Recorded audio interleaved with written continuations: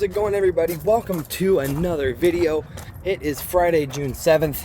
It is about 1 o'clock. I'd say about 20 to 1 right now. I'm here at the shop. I've been helping out today. Dad is out in the field with the sprayer. He's currently in the middle of our second round bean spray. I told you guys a few videos ago that for soybeans, we do 2 rounds of spraying, one before we plant and then one post-emergence. And so that is what we are doing now. Today is going to be a great day for video and just in general because it's race day. And also it's just a beautiful day. Kind of a nice breeze, up to 20-mile-an-hour winds every once in a while. Good breeze going. It's going to be about 80 degrees today, a little above 80. Beautiful day out, and it's race day. It's a beautiful day. We haven't had any rain since Tuesday, I want to say. So it's going to be a beautiful track, beautiful night for racing. My brother is going to be coming down once again to film for you guys. So you guys are going to be able to see these two beautiful hobby stocks in all their action, 03 and 04. They are already loaded. I got these trailers hooked up to their respective trucks this morning. Made sure we had all of our tools, our jack, our impact, our air pig, all that stuff. And this tire here on my car, here on 04, it was flat this morning for some reason. So I sprayed it, I filled it back up with air, and I sprayed it down with soapy water, and I didn't see anything happen. And I've checked on it throughout the day, and it's still holding 25 pounds where I filled it up to. So as of right now, I'm going to run it, but if for some reason I get to the track and I start noticing it's declining in air pressure, I'm just going to quickly jack it up, zip those nuts off on the studs, and I'm just going to slap one of my other tires on. I got plenty up there to just slap one on, and she'll be good to go. But right now, she's still holding firm. We're going to be leaving here to go to the track here in the next couple hours. Dad's going to wrap up spraying in the big patch in the field he's in. And then from there, I think he's going to call it quits. But I've already got everything loaded and hooked up. So it's just a matter of jumping in the trucks and going. It's going to be a beautiful night for racing. And you guys are going to come along with us. It's going to be a great night. And I'm hoping for fun, clean racing. And I'm hoping for a nice big class, a nice wide playing field. I love plenty of competition. So hope you guys do enjoy this video. If you guys do at any point, make sure you guys smash the like button on it. But I'm going to help out Dad with anything else that he needs when he gets back with the sprayer. And we're going to get ready to go racing.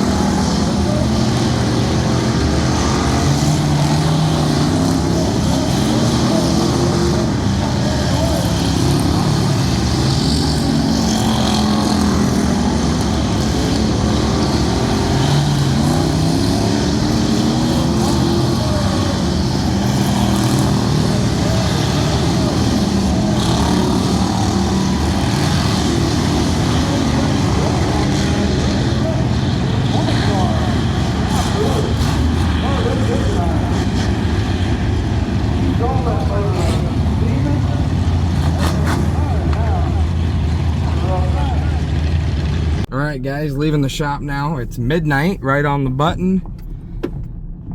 We are headed home from the race.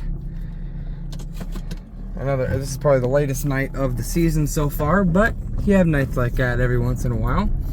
Overall, not a bad night. Heats, I need to get better all the way around. The heats I did really good. I went out for hot laps, and I really wasn't even, I guess I should probably give you guys a light. I wasn't really worried about speed in hot laps. I just wanted to work on my corners. So yeah, I know I looked slow. I was kind of doing that on purpose in hot laps. I wanted to work on my hooking and my cornering and take advantage of that slicker track in hot laps and hit those corners. And then the heat race, I was in second place position on the start, and I had the guy off the start, but I'm still not pushing the car where I want to. It's just I'm still getting comfortable, I'm still getting used to it, and that takes time. And then the feature came around, and there was definitely some dirty driving going on with a couple guys. A couple cars had to leave the race due to being wrecked, and the guy responsible ended up being put in the back. And that's just how that works. And then there was one car that should have been taken out with a black flag, because I noticed when we went on our yellow flag, he was driving with the front flat left tire, and it was not within the last 2 laps of the race. So technically you're supposed to be black flagged, and you're supposed to leave the track if you have a flat tire. Since the flagman didn't see it, I tried sticking my hand out the window to kind of signal to the flagman that something was up, but you can only do so much. And but no big deal. The heats, I ended up, like I said, I started second and I finished 5th. I finished last in the heat, and then I started 10th in the feature and finished 8th. So not bad. Dad did really good. We do have some stuff to fix on his car though. He did get a rip in his back bumper, some damage to the bumper, but no big deal. A little bit of bending, a little bit of welding, and it'll be good. It'll be set, ready to go. But our next race at our home track isn't until the 22nd. I don't know if we're going to hit any other tracks between now and then.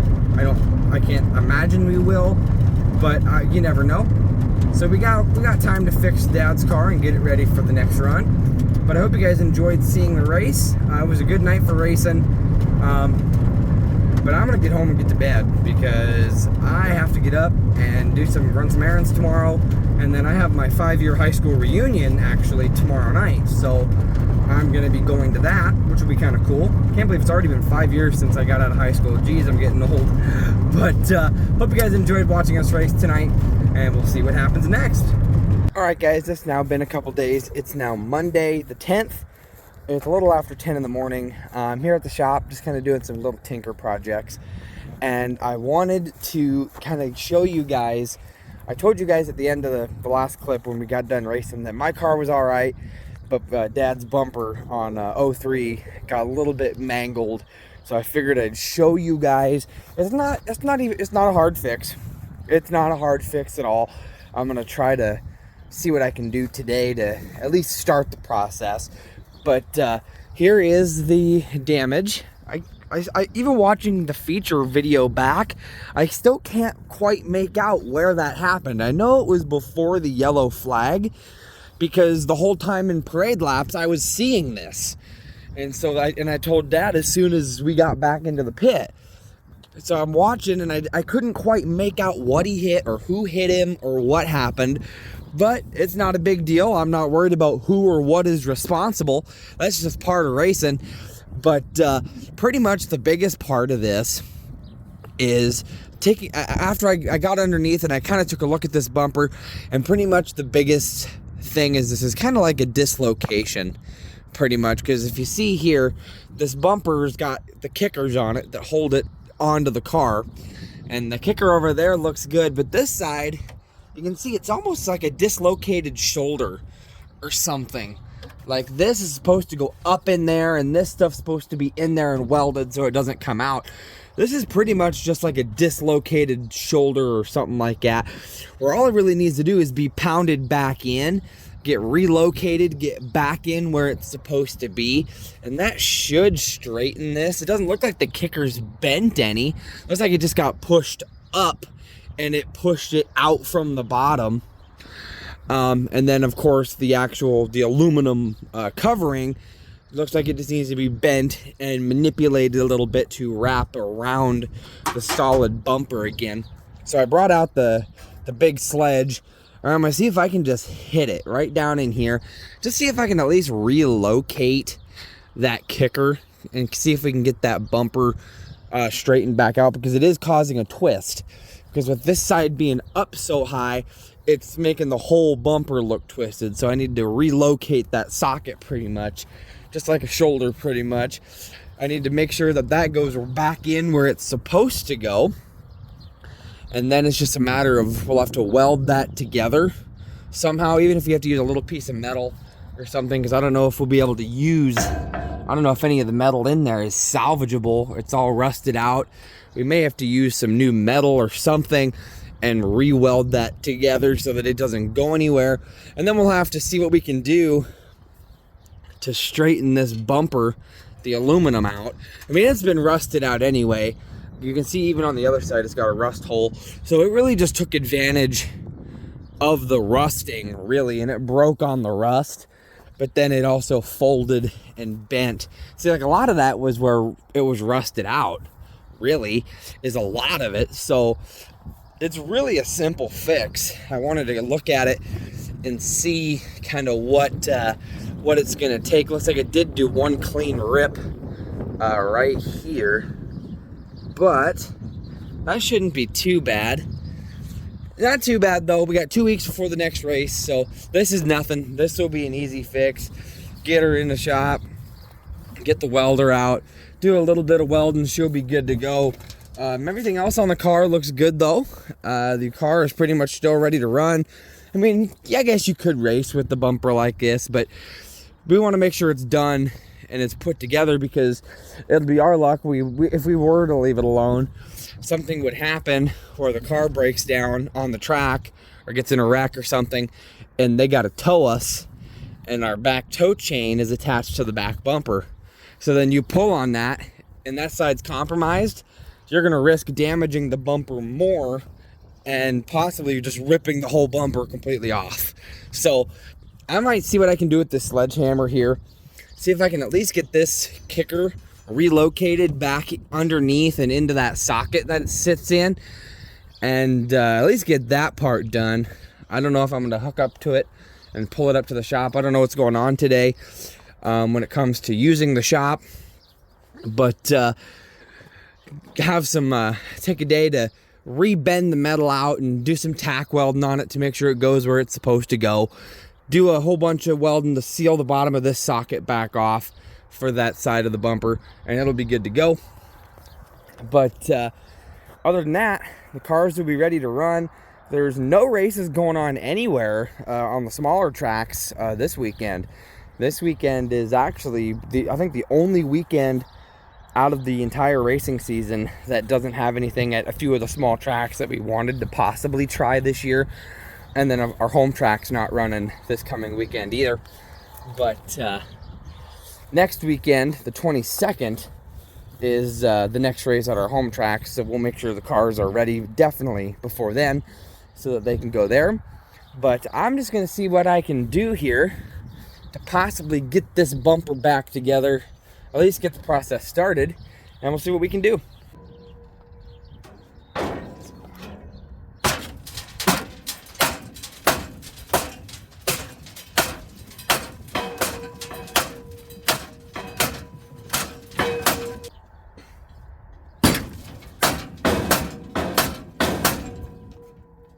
Okay, so you guys saw me do a little bit of pounding on it, and I've made some progress, but it looks like just that bolt on the end is just catching.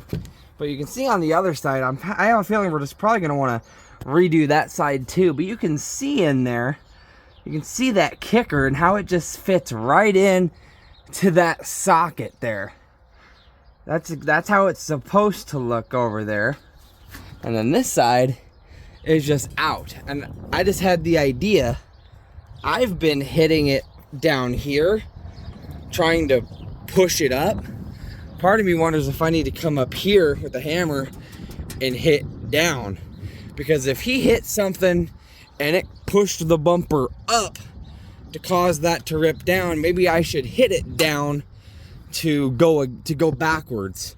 I mean, I've made some progress going up, but I think maybe I'll try a few swings on the top of the bumper here. I'll open the trunk up so that this is out of my way, and I'll take a few swings on the top side of the bumper, see if I can get it to pop down.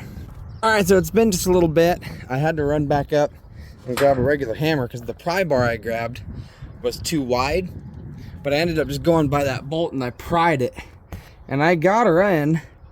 I got her into the point where the bumper is looser now. I think it's just a matter of holding it where we want it, because there's nothing holding it anymore. I hit it a few more times on this side to try to push it in, and it went in a little bit, but I don't think it's supposed to go much more. I don't know, maybe it is if I'm looking at the other side, but at least I got it broke from being bound up. Now I think I might switch gears and take my pry bar here and see if I can kind of just go along this bumper and see if I can get that wedged up there. Just see what I can do.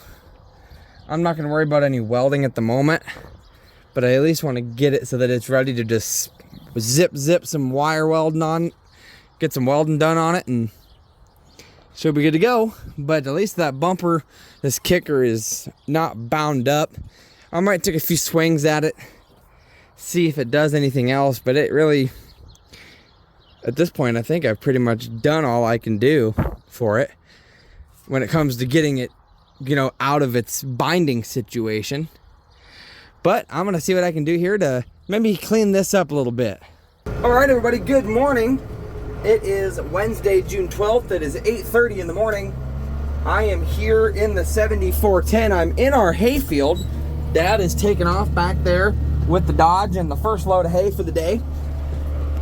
And we are getting the last of our first cutting of hay off the ground and getting them taken to the farm.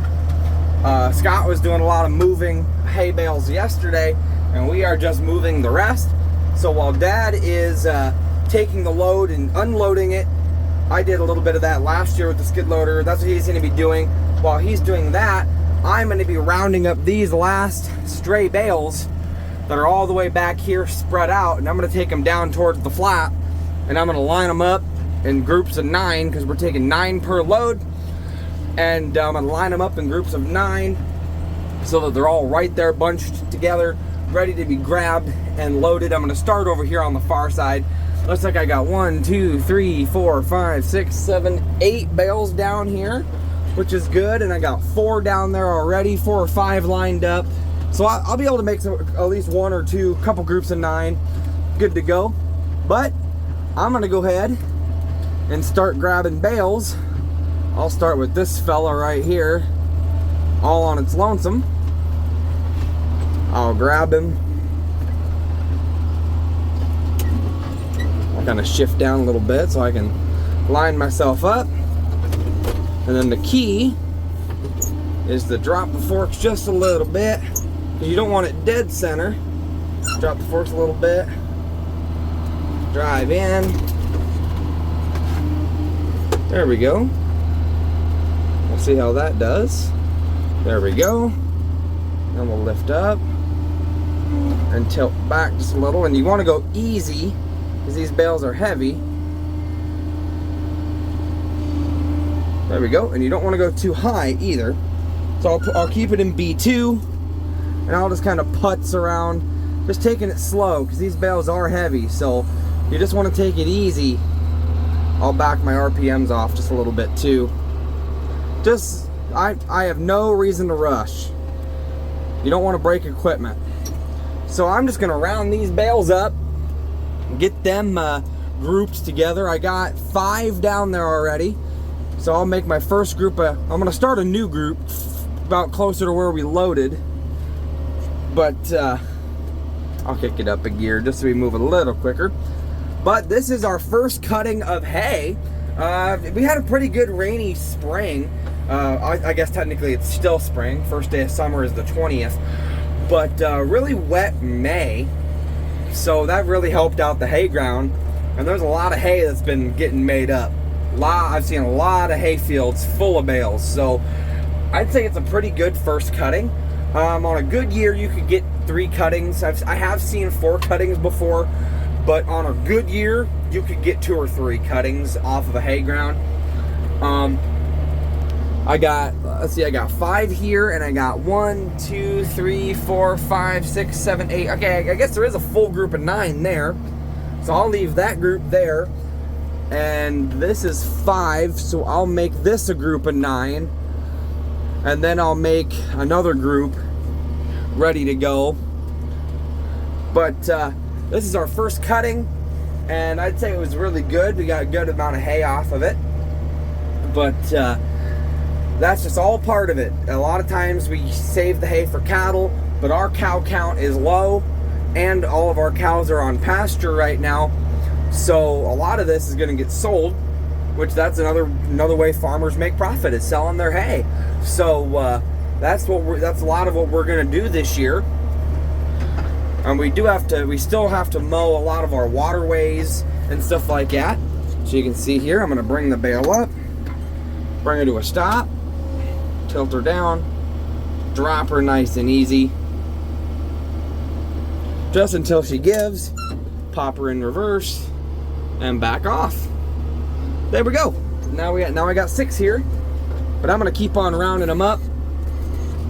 Put in the clutch, pop it up in reverse, or out of reverse, I should say. But I'm going to keep rounding these bales up until Dad gets back, and then he'll jump in this thing and load up his next load. But I'm going to keep on working here.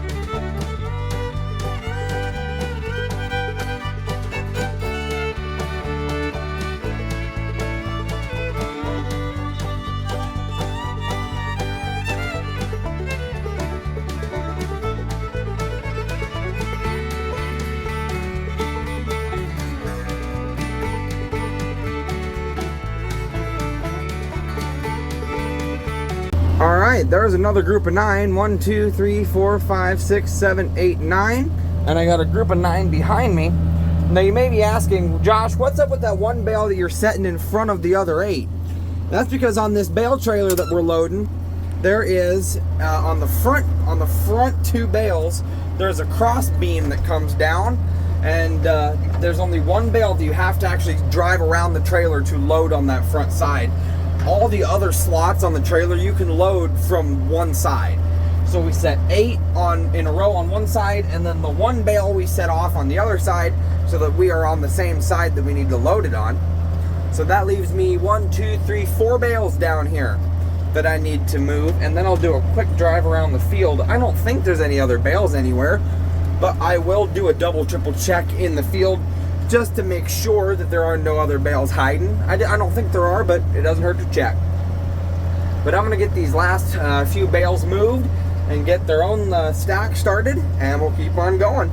All right, guys, this is the last bale that I have seen. Like I said before, once I get this bale dropped, I'll do a quick drive around the field just to make sure that there are no other bales hiding behind that waterway or anything like that up there. So I'll just quickly drop this bad boy down. I already got her in reverse, so I can just back out. So that leaves me 1, 2, 3, 4.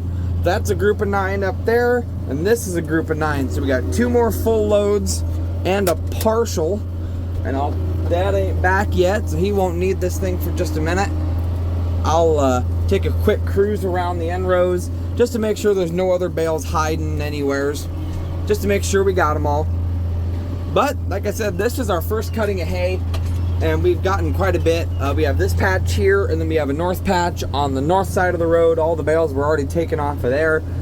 And you've seen the baling and raking videos from last summer were in these 2 fields. So you guys have seen that stuff before if you guys want to go back and take a look at how the baling and the raking works.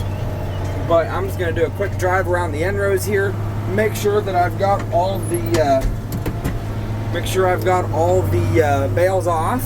I just kicked it up into C gear so we can move a little quicker. But I'm going to make sure all the bales are picked up and we'll get them all hauled.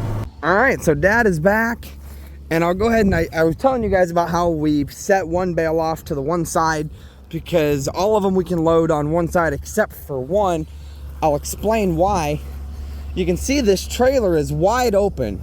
You can easily access the right side of the trailer from the left side. You can see there's nothing in the middle that's dividing. You know, you can, like, this bale here got put on from the left side where Dad's at now, but this bale here was the one I had sitting over here, and the reason it got sat over here and it can't be loaded like anything else is because of this cross beam right here, this cross member that angles down on this first slot for 2 bales that divides it to help support it.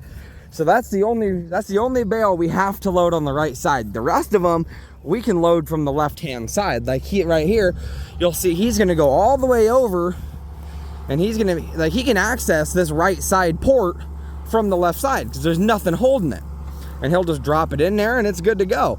And he'll do that for the top rack as well. It's just that cross member that comes down right in that front slot in the middle that causes us to have to load one bale out of the whole load on the opposite side. So that's why we always line them up like that, where one is set off on its own and the other 8 are in a line. That's just the way the trailer's designed, so that's just the way we have to load it. But this will be load number 2 of the day, and then load number 3 is up there, and that'll be our last full load. And then I got these 4 stragglers that I brought up. I did do a drive around the field. I got up to the top of that hill where I could see behind that little grass patch there, that waterway deal, and I could see the whole rest of the field, and there were no other bales. So I got them all rounded up, and they are ready to be loaded.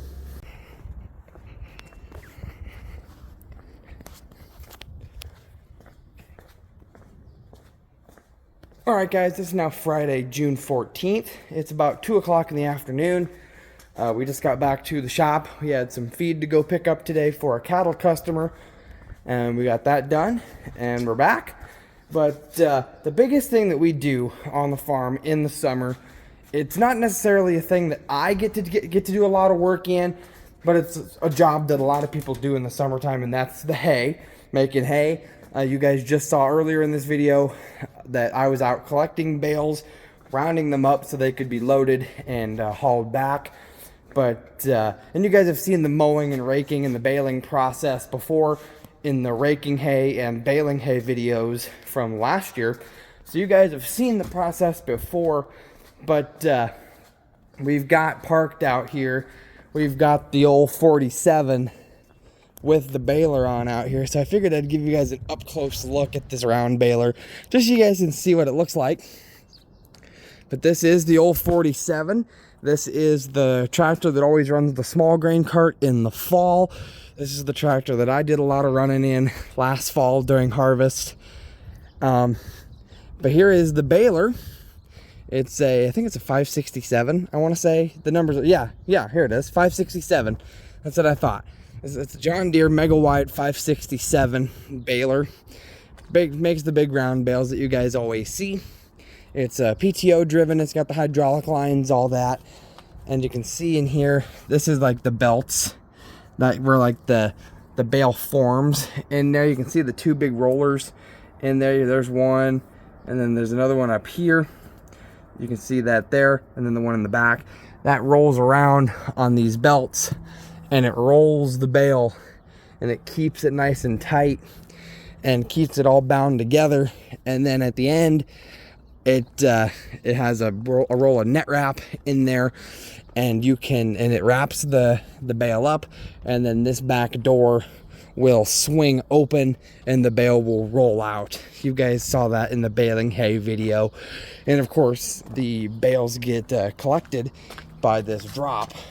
It looks like there's actually a cob of corn in there. I'll get that out of there. But this drops down, and there's a whole bunch of teeth that grab the grass and suck it in, and then it starts to collect it and bale it. But and it's, like I said, it's hooked to the 47.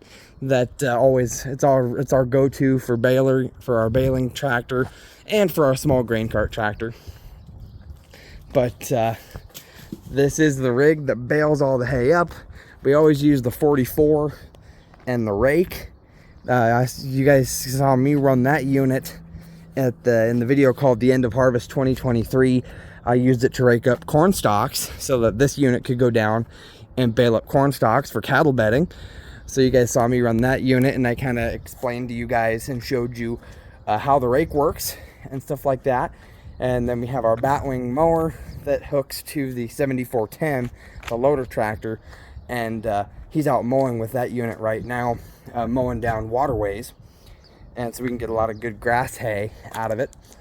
But that's the unit. I figured I'd give you guys an up close look at this tractor. I mean, you've seen this tractor multiple times, but you guys have never really got an up close look at our baler. I think I showed you guys a baler at a county fair, I think it was. I got it close to a baler and kind of explained it, but I've never been able to really get up close to ours. So that's our baler that we use to get the job done. And of course the old trusty 47 that does a lot of good stuff for us on the farm. We use it for our feed wagon to feed cows when they're in the feed lot. We use it for a lot of things. That's a good tractor. All right, everybody, good morning. It is Monday, June 17th. It's about 8:30 here at the shop, just kind of hanging out, kind of on call for if anybody needs help with anything. We got some baling and raking and stuff going on today in our waterways, but I wanted to give you guys an update on the cars, because this weekend is another race at our home track. It'll be race day. It's looking like there's some off and on chances of rain this week, so who knows, we could get rained out, who knows. But I wanted to give you guys an update on the cars, especially 03, after it had a major bumper problem after the last show. But first, the little update, I guess. Earlier in this video, I told you guys about how my front right tire on my car, 04, had just went flat. And I was going to keep an eye on it, and if it was going to hold up and it wasn't leaking a lot of air, I was just going to race that tire and keep it going. I ended up racing that tire, and it was just fine. But I showed up to the shop this morning and seeing that it was sitting on the trailer with that same tire flat again. So I just said, nope, I'm not even going to worry about it. I'm not gonna go through the pain of constantly having to check it. So I just jacked it up real quick this morning, zipped that tire off, put one of my spares on. It has a brand new tire on it, brand new tire and tube, so it'll hold up guaranteed for a while. And I just zipped it on, lowered the car back down, strapped it back on the trailer. So it's got a new tire on that side, so it's good to go. And I still got 3 spares that are guaranteed good. But I did fill up this one. This is the one that was on there, that was flat this morning. I put like 30 pounds in it, and I'm letting it sit. And then here in a few minutes, I'll actually take the soapy water and I'll spray it down to see if I can, just see if maybe now that it's off the car, maybe it's something on the inside of the tire that's causing it to go flat. I don't know. But I'll give that a good inspection. And if I end up just needing to leave it here until maybe I can get another tire down the road, that'll just stay here. But other than that, that's the only update on my car. My car's now once again ready to run. All the tires should stay up now, unless I run over something, but that shouldn't happen. But I'll take you guys out. We had 03 in the shop for a few days, and we actually just took it back outside last night. So I'm gonna take you guys out and show you guys the progress. Okay, it's kind of windy out here, but I'm out here with 03. And I'll show you guys an update on the bumper. As far as we know, we've got her done. We may do some additional welding to her to make sure that she's a little bit more sturdy, but I don't think we're gonna get much more sturdy than what we got. But I'll walk around the back here so you guys can see that it looks good as new. And the reason it looks good as new is because it is good as new, in the fact that this is a whole different bumper, whole different cover, whole 9 yards. My dad ended up getting a hold of a junkyard or a salvage yard in around Des Moines, and he had called a few places, but they ended up having some bumpers off of some 78, 79 Cutlasses on their lot. So we went, and this one was sitting out. It wasn't even attached to a car. It was just sitting on a trailer. And so we looked at it and we did some measuring on it, and it seemed like it was gonna fit. And so we bought it, brought it back, and we got her put on. And she is sturdy, and she looks straight as an arrow. The cover's not all curled up like the old one was. We cut off the tow chain off the old bumper and attached it to this, so we still have the tow hook on the back. So in case he gets in a wreck or something, we have access to get towed off the track if they need to use the back end. But it looks really good. We used square tubing, and we did a lot of welding under there. You can see we welded it right to the frame on both sides. It looks really good. Looks a lot better than the old bumper, that's for sure. But this is a bumper actually off of a Cutlass, so this is an OEM bumper. So it's good to go. We did some curling. We curled the outside in a little bit. We did a cut, and we curled it in so that it doesn't stick out, so he has a greater chance of not catching it. We did that with the old bumper too, just to make sure that we don't clip it on anything or another car. But we took this off the tail cover, and we did all the work on the bumper. We got this put back on. Everything is back in order, so this car is ready to race this weekend. Like I said, we might do a few little modifications this week if we feel like we need to do a little bit more welding, but I think we've pretty much done all the welding that we can do. So at this point, both cars are ready to run, as long as we still have a race. We're supposed to have a race this Saturday at our home track, and we're debating on trying some other tracks here this season as well, and we're thinking about starting that possibly this weekend. We don't know for sure, but I figured I'd give you guys an update now that that process is done and 03 is fixed, ready to rock and roll.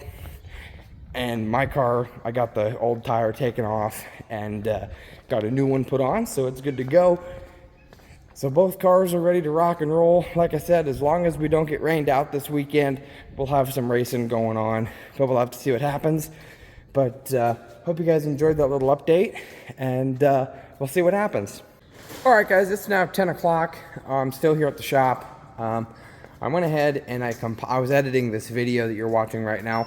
I was in the middle of editing it, and just due to the length, I'm gonna go ahead and wrap it up here. I think we're at a pretty good length here to just cut her off, and we'll fire up a new one. But who knows what farming action we'll get into this week. I'm assuming probably not much. Kind of in the summer is my slower time again. In the fall, it'll definitely pick up, and we'll get a lot of footage this fall. But summer is another kind of dead time for me, so we might not get too much footage. But obviously, I always get what I can for you guys. Anytime I get a chance to teach you guys about something, I always like to take advantage of it. And then, of course, also this weekend, as long as we don't get rained out, we'll have our race at the home track, and the cars are ready. So it's just a matter of getting them there and getting them going. And it'll be a fun video next time as long as we have a race. So stay tuned for that. Hope you guys enjoyed this video with some racing and some farming action, moving some bales around and stuff like that. Hope you guys learned a lot. Hope you guys had a good time watching the video. If you guys did, make sure you guys smash the like button on this video. Spread the word of the channel, guys. Thank you guys so much for watching today, and I'll see you guys in the next one. Bye, guys.